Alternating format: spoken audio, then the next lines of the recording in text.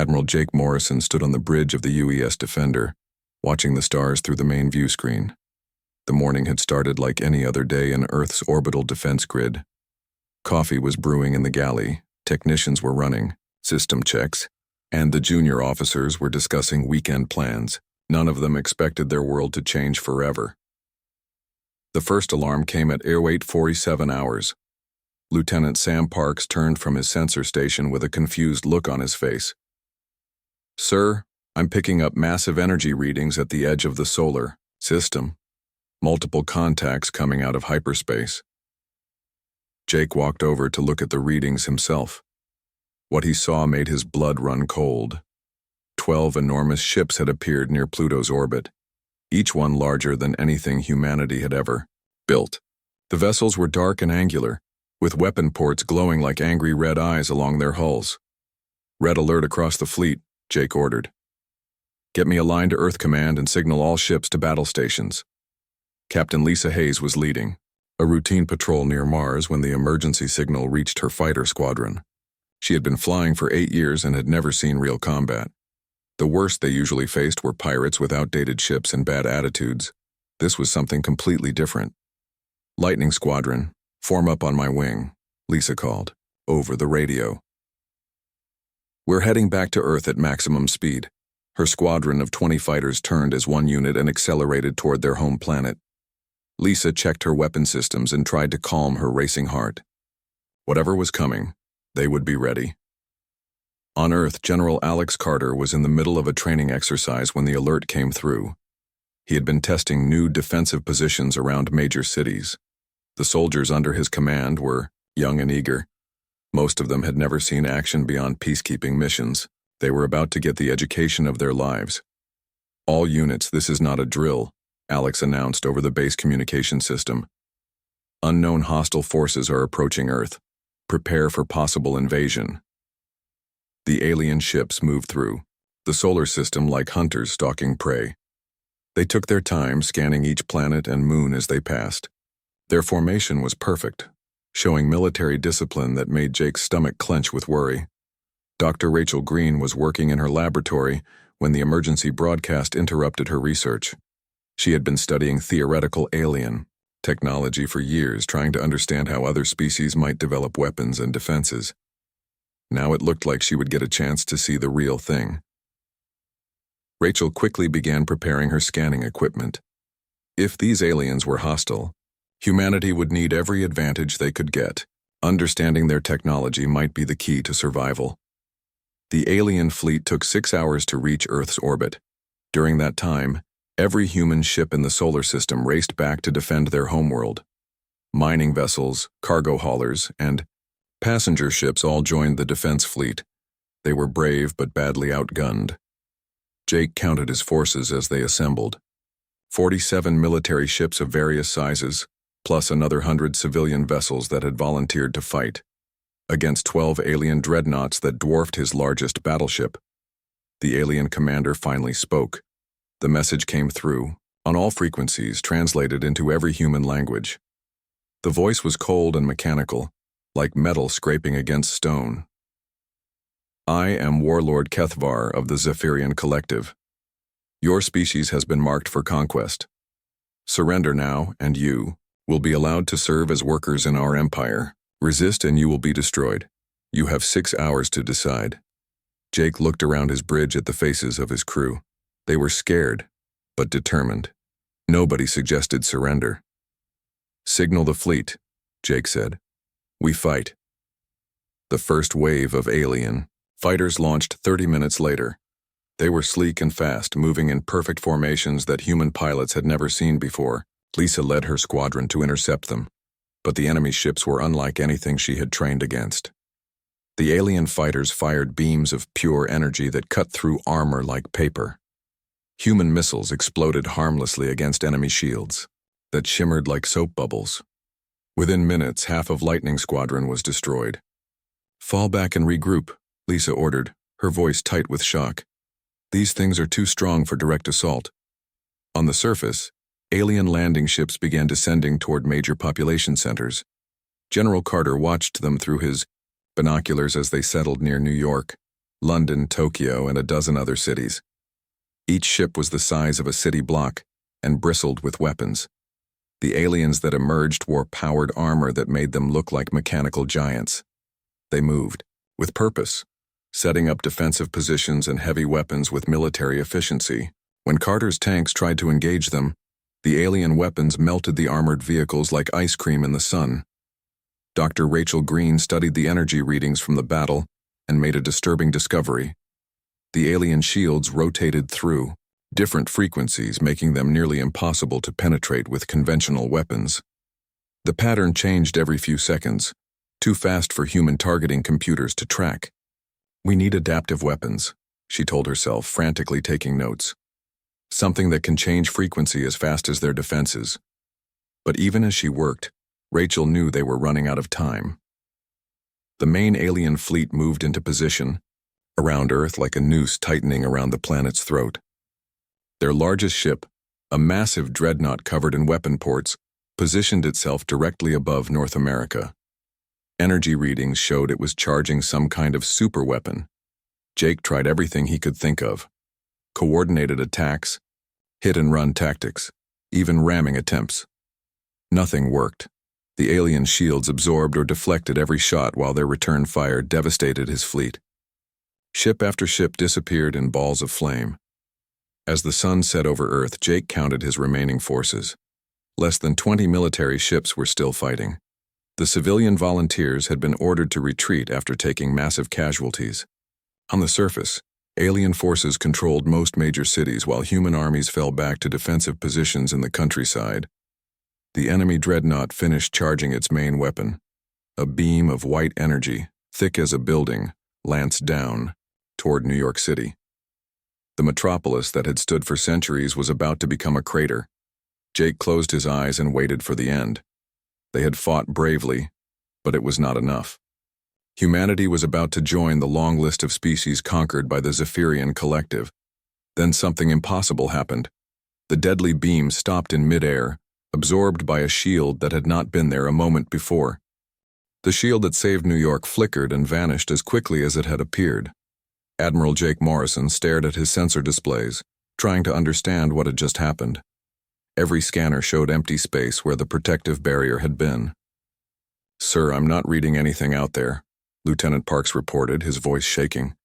"Whatever created that shield, it's invisible to our sensors." Before Jake could respond, the alien dreadnought fired again. This time the beam struck the Hudson River, turning thousands of gallons of water into superheated steam. The message was clear. Next time they would not miss. Warlord Kethvar's voice filled the communication channels again. "Your primitive technology cannot protect you. That was your only warning. Surrender now or watch your cities burn one by one." Captain Lisa Hayes regrouped her surviving fighters near the moon. She had started the day with 20 pilots under her command. Now only 8 remained. The alien fighters had torn through her squadron like wolves among sheep. "Lightning leader to all units," she called over the radio. "We need a new plan. Direct attacks or suicide." Her wingman, Lieutenant Brad Cooper, flew alongside her damaged fighter. His ship was scarred by energy burns and barely holding together. "What do you suggest, Captain? We can't even scratch their shields."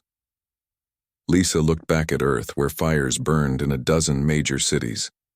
The alien landing forces were expanding their control, moving through urban areas like unstoppable machines. Human resistance fighters attacked with everything they had, but rifles and grenades were useless against powered armor.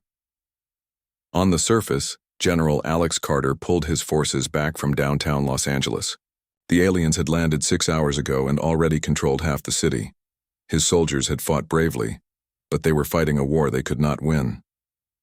"Fall back to the hills," Carter ordered over his radio. "We'll set up defensive positions and try to slow them down." Sergeant Mike Johnson ran beside his commander, carrying a wounded soldier on his back. Behind them, alien war machines strode through the streets, their energy weapons reducing buildings to rubble. The sound of their advance was like thunder. That never stopped. "Sir, what are those things made of?" Johnson asked as they took cover behind an overturned truck. "Our rockets bounce off them like rubber balls." Carter checked his ammunition and sighed. They had started the battle with enough firepower to level a mountain. Now they were down to small arms and prayer. I don't know, Sergeant. But we keep fighting until someone figures it out. Dr. Rachel Green worked frantically in her underground laboratory. She had been studying the alien shield frequencies for hours, looking for any pattern she could exploit. The energy signatures were unlike anything in human science. Computer, run analysis pattern 7, she commanded, her eyes red from staring at data screens. Cross-reference with all known energy manipulation theories.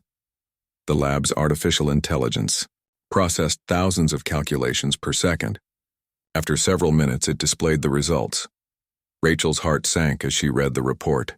The alien technology was at least 50 years ahead of anything humanity had developed. There has to be something, she muttered, scrolling through pages of data.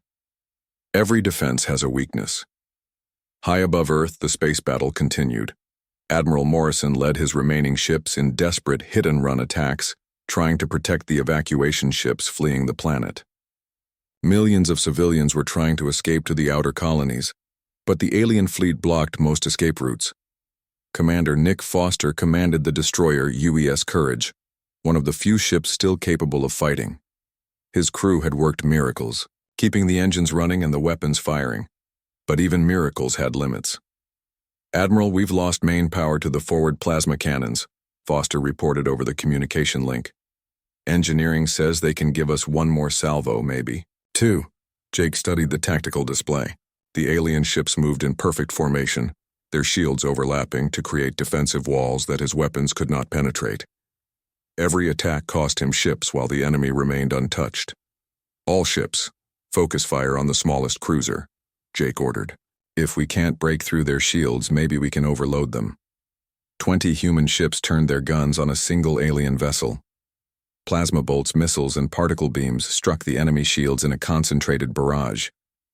For a moment, the alien defenses flickered and weakened.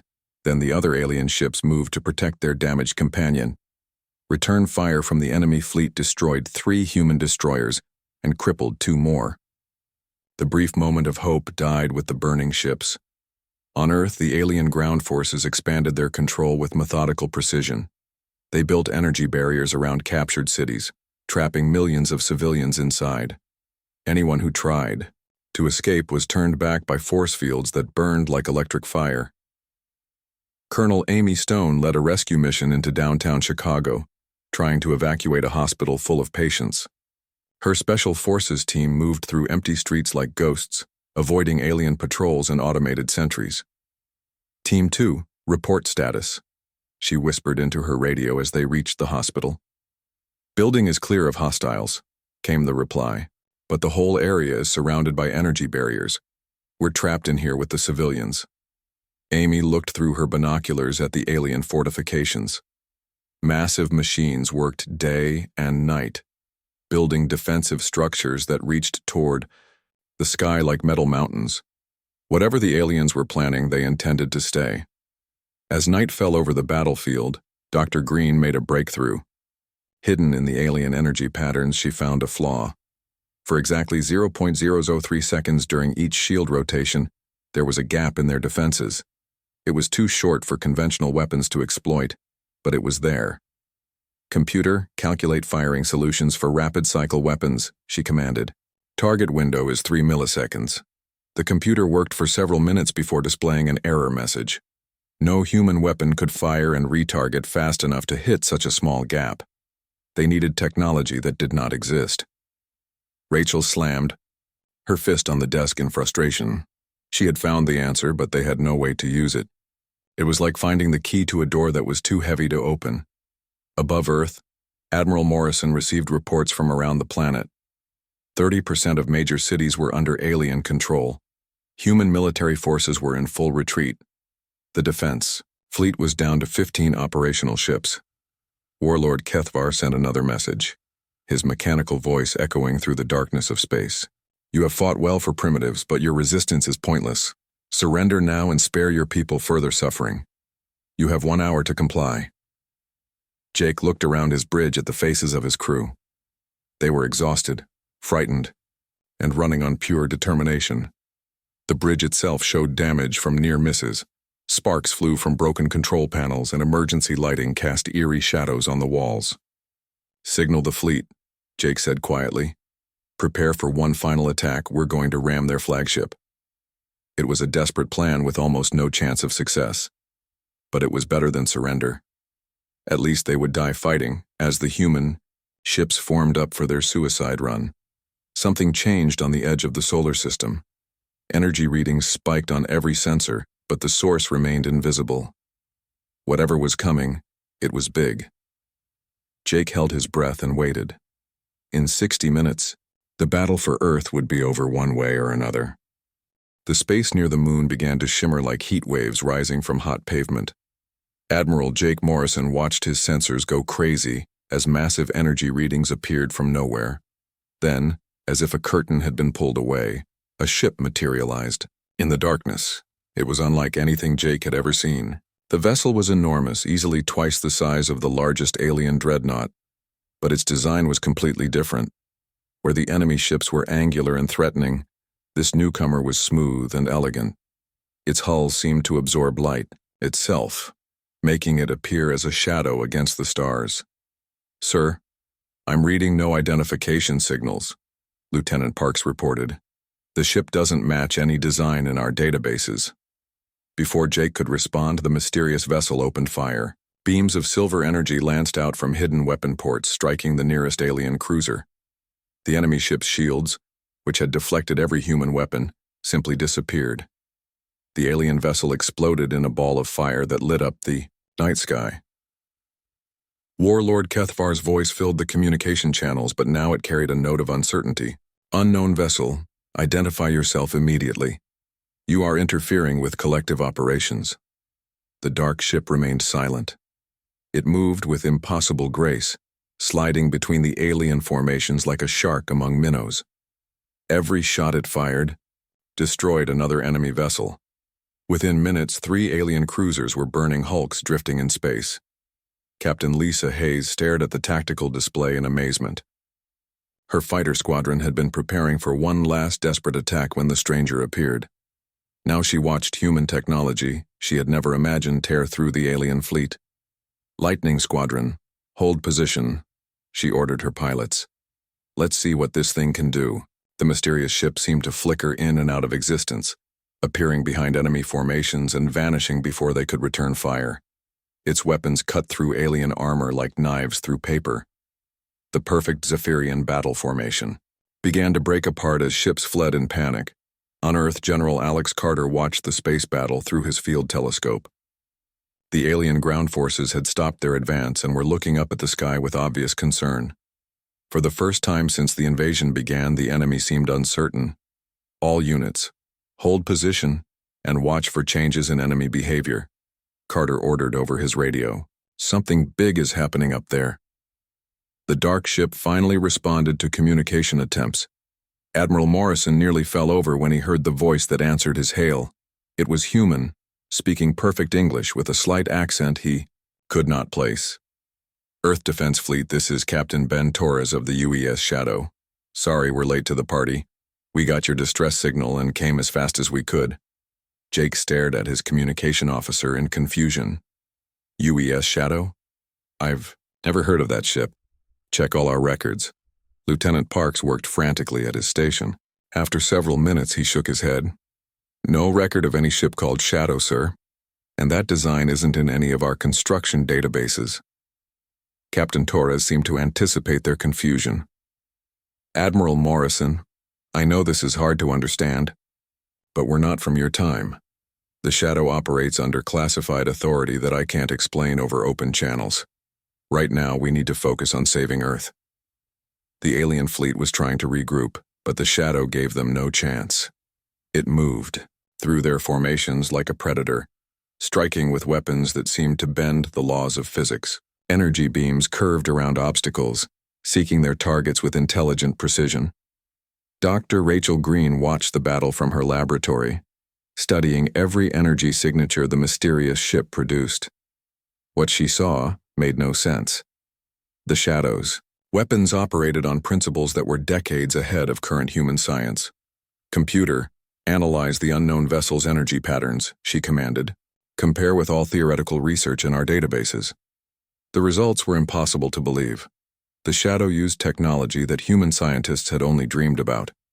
Weapons that existed partially outside normal space, shields that bent time itself, engines that drew power from the fabric of reality. Warlord Kethvar finally lost his composure. All ships concentrate fire on the unknown vessel, destroy it at any cost. The remaining alien ships turned their weapons on the Shadow.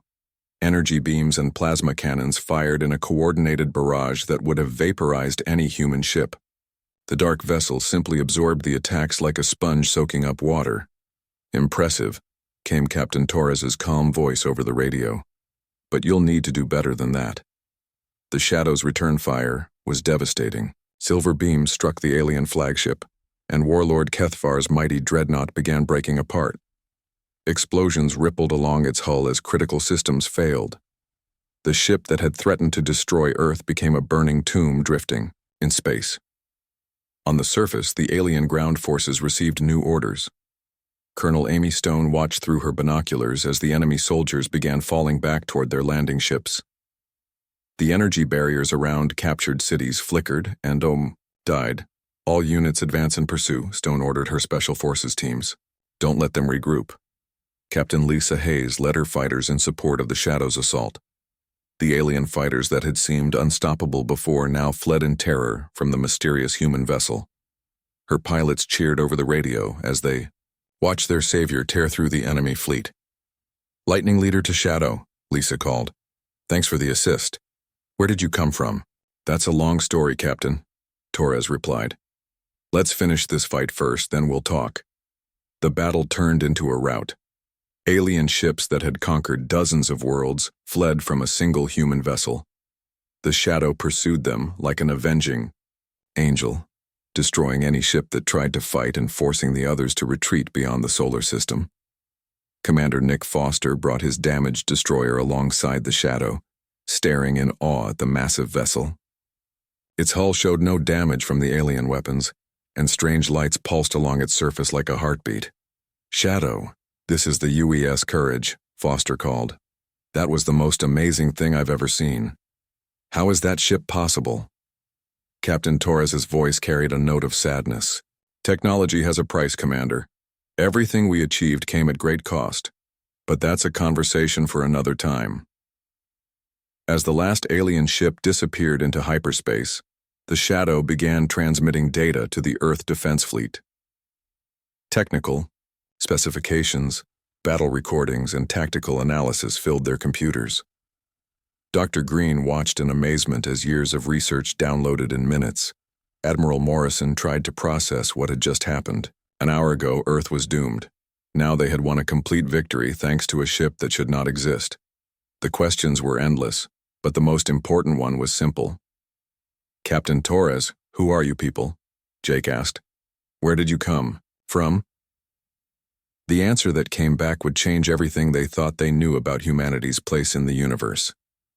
We're you, Admiral, Torres said quietly. We're what humanity becomes when they learn to reach beyond the possible. The Shadow was built by your descendants, and we've come back to make sure we have a future to return to. The implications hit Jake like a physical blow. Time travel, future humans, technology beyond imagination. His head spun as he tried to understand what they were dealing with. But one thing was clear. The battle for Earth was over, and somehow, against all odds, humanity had won. Admiral Jake Morrison stared at the communication screen, trying to process what Captain Torres had just told him. Time travel was the stuff of science fiction movies, not real space battles. But the evidence was floating right in front of him, a ship that used impossible technology to save Earth from certain destruction. Captain Torres, did you just say you're from the future? Jake asked, his voice barely steady. That's correct, Admiral, Torres replied. The Shadow was launched from Earth in the year 2157. We've been traveling back through time to prevent a disaster that would have destroyed humanity. Dr. Rachel Green listened to the conversation from her laboratory, her scientific mind racing. If what Torres said was true, it explained the advanced technology she had detected. But it also raised questions that made her head spin. Computer, Analyze the possibility of temporal displacement, she commanded. Cross-reference with all theoretical physics models. The results were inconclusive.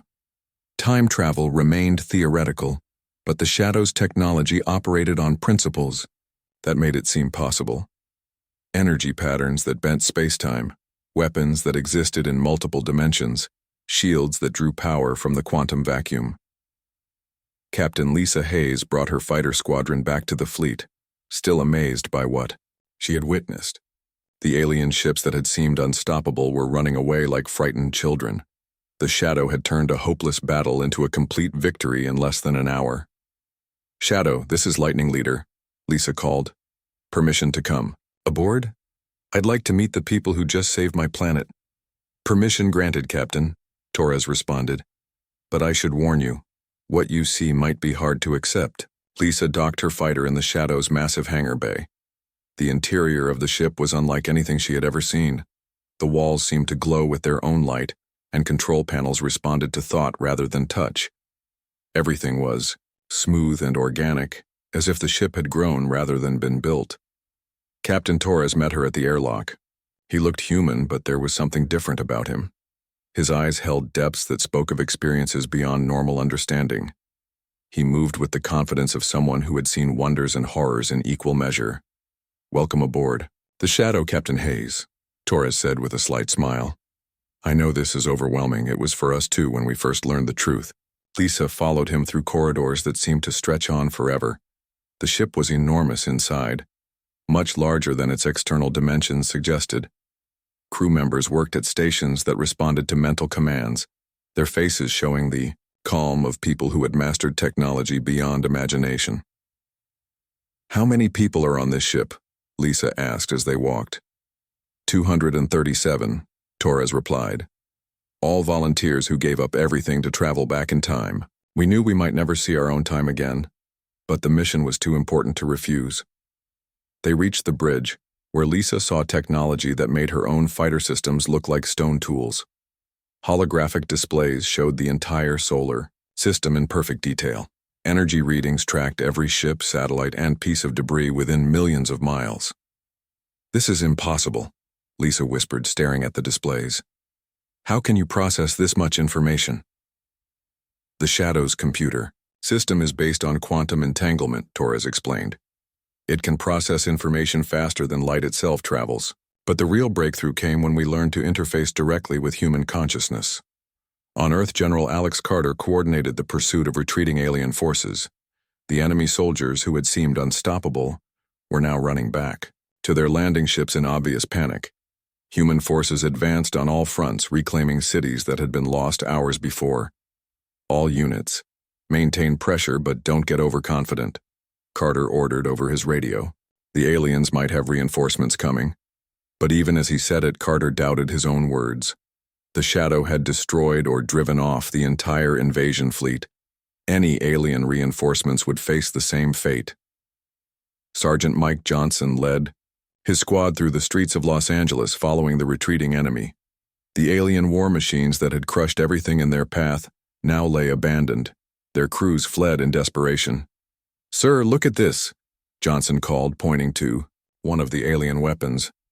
"They just left it behind. Whatever spooked them, it spooked them good." Admiral Morrison docked his flagship with the Shadow, eager to meet the mysterious Captain Torres in person. The size of the future ship was staggering. It was like docking with a small moon. Yet despite its massive scale, the Shadow moved with perfect grace. The interior was even more impressive than the exterior. Jake felt like he was walking through a dream as Torres led him to a briefing room. The walls showed holographic images of space battles, scientific discoveries, and technological marvels that belonged in fantasy rather than reality. "Please sit down, Admiral," Torres said, gesturing to a chair that molded itself to Jake's body. "What I'm about to tell you will change how you see humanity's future." Torres activated a holographic display that showed the timeline of human expansion into space. Jake watched in amazement as the story unfolded. Colonies spreading across the galaxy, first contact with alien civilizations, wars fought among the stars, and finally the development of time travel itself. In our timeline, Earth fell to the Zephyrian invasion. Torres explained. Billions died and humanity was enslaved for 3 centuries. But we never stopped fighting, never stopped learning. Eventually, we developed technology that made us more powerful than our conquerors. The display showed human ships using impossible weapons, bending space and time to their will, cities that existed in multiple dimensions, people who had transcended their physical limitations, and finally the construction of vessels like the Shadow. We discovered that time itself is malleable, Torres continued. By traveling back and ensuring our own victory, we create a stable loop that guarantees humanity's survival. The Shadow exists because we will exist because the Shadow exists. Dr. Green studied the technical data streaming from the Shadow, her excitement growing with each discovery. The future humans had solved problems that current science considered impossible. Energy from nothing, faster than light communication, weapons that struck across dimensions. Computer, begin analysis of temporal mechanics data, she commanded. Priority focus on practical applications. If even a fraction of this technology could be adapted for current use, humanity would leap forward by centuries. But Green also understood the dangers. Technology this advanced could destroy as easily as it could create. Captain Torres showed Jake recordings of the future Earth, a world of impossible beauty where cities floated in the sky and humans worked alongside artificial intelligences that had become true partners rather than servants. It was a vision of what humanity could become if they survived the trials ahead. The Zephyrian invasion was just the beginning, Torres warned. There are threats coming that make them look like children with toys. The Shadow can help you prepare, but ultimately, you'll have to build your own future.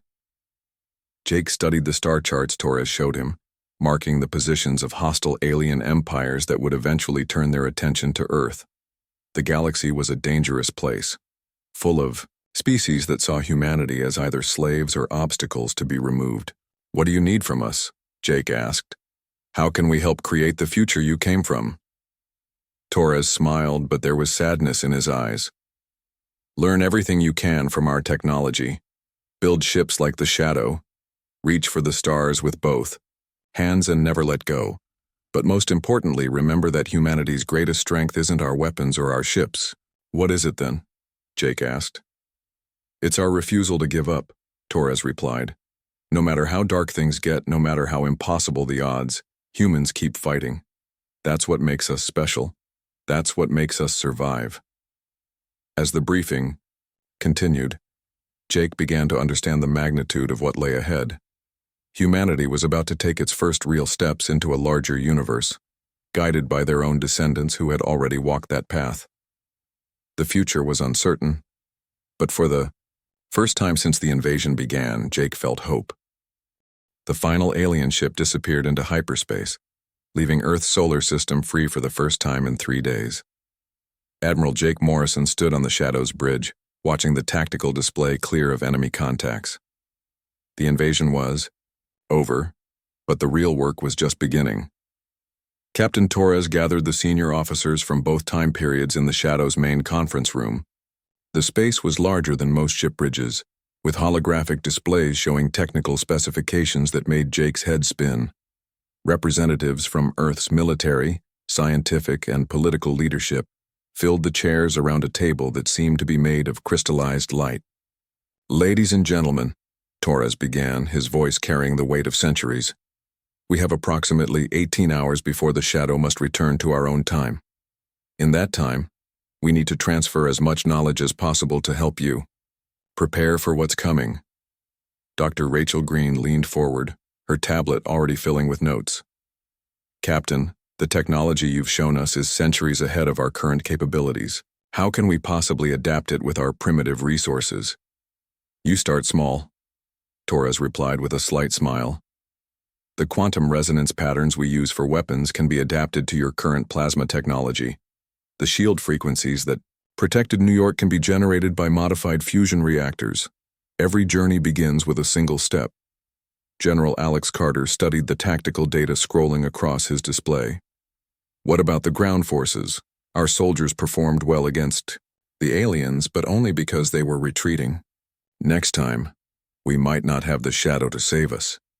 Your people showed remarkable courage, Torres acknowledged. But courage alone won't be enough against what's coming. The Zephyrians were just scouts for something much worse. In 7 years, the Torgan Empire will send a full invasion fleet. Their ships make the Zephyrian dreadnoughts look like toys.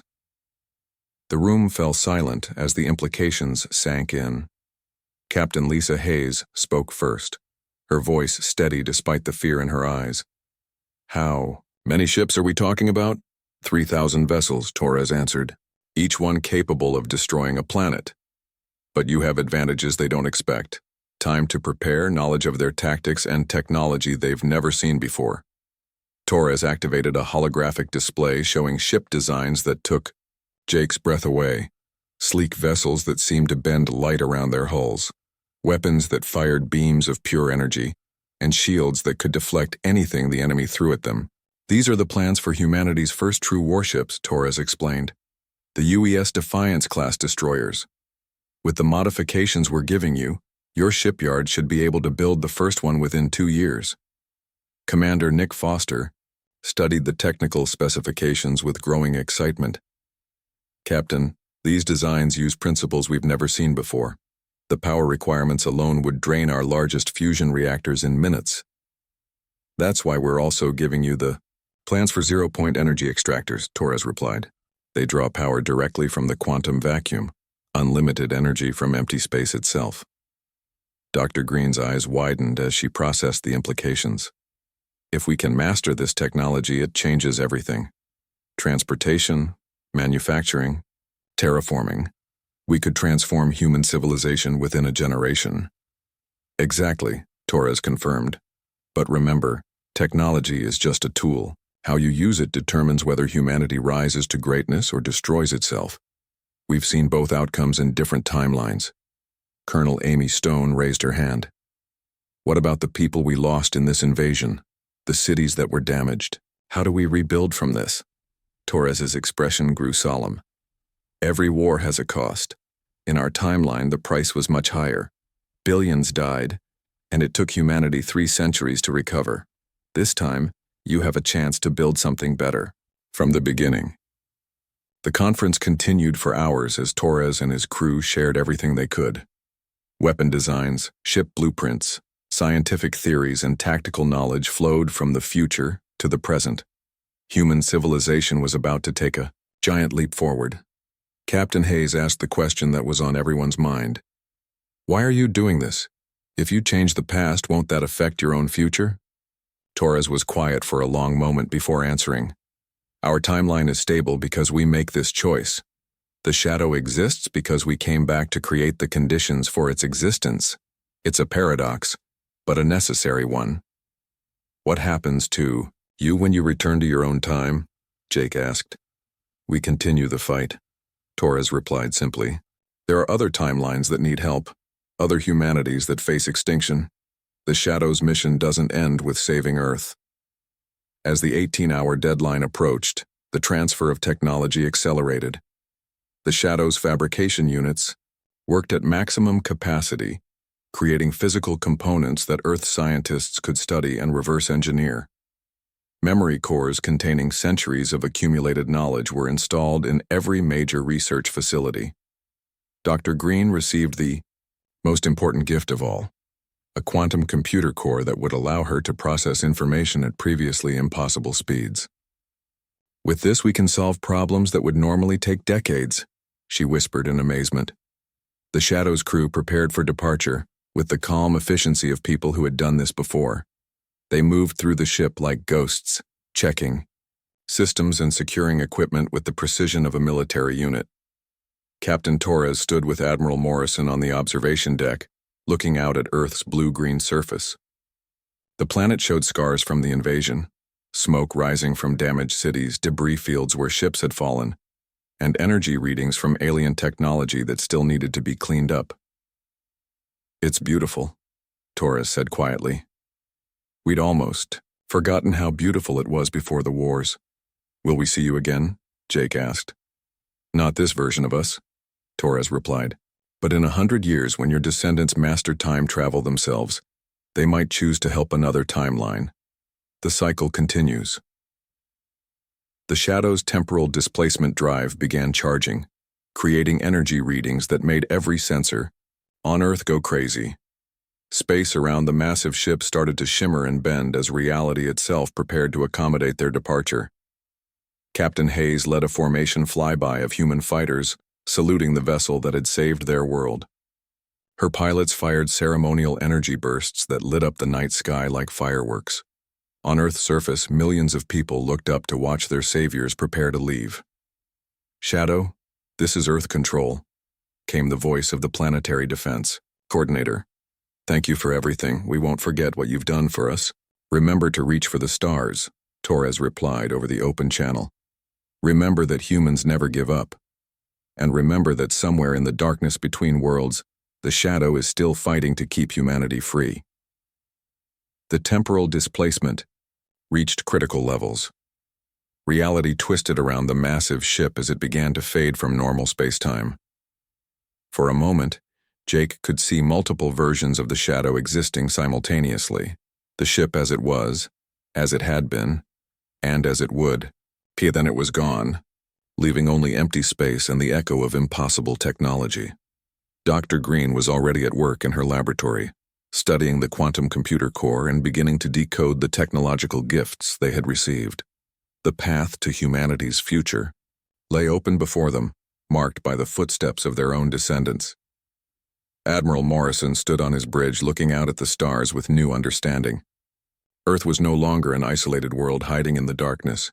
They were part of something larger, a struggle that spanned space and time itself. Captain Hayes led her squadron on patrol around Earth, watching for any remaining alien threats. But her eyes kept drifting to the stars, imagining the day when human ships would travel between them, as easily as aircraft crossed oceans. The invasion was over. The real adventure was just beginning. In the years that followed, humanity would build ships that could travel faster than light, weapons that could destroy planets and cities that floated among the stars. They would meet alien species as friends and fight others as enemies. They would face challenges that tested their courage, wisdom, and determination, but they would survive. They would grow. They would reach for the stars with both hands and never let go.